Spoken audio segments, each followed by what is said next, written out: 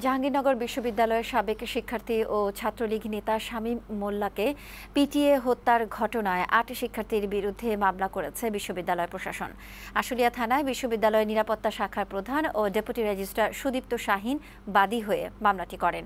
মামলায় সরকার ও রাজনীতি বিভাগের রাজন মিয়া ও রাজু আহমেদ, ইংরেজি বিভাগের হামিদুল্লাহ সালমান ও মাহমুদুল হাসান রায়হান, ইতিহাস বিভাগের জুবায়ের আহমেদ, ম্যানেজমেন্ট স্টাডিজ বিভাগের Atiquzzaman Atik, computer science and engineering বিভাগের সোহাগ মিয়া এবং বায়োটেকনোলজি অ্যান্ড জেনেটিক ইঞ্জিনিয়ারিং বিভাগের আহসান লাবিব সহ অজ্ঞাতনামা আরও ২০ থেকে ২৫ জনকে আসামি করা হয়েছে। এছাড়া ঘটনায় জড়িতদের বিষয়ে প্রক্টর অফিস থেকে বিশ্ববিদ্যালয় প্রশাসনের কাছে একটি প্রতিবেদন দাখিল করা হয়েছে, যার উপর ভিত্তি করে প্রশাসন তাদের বিরুদ্ধে বহিষ্কার সহ বিভিন্ন ব্যবস্থা নিয়েছে বলে জানিয়েছেন বিশ্ববিদ্যালয়ের প্রক্টর।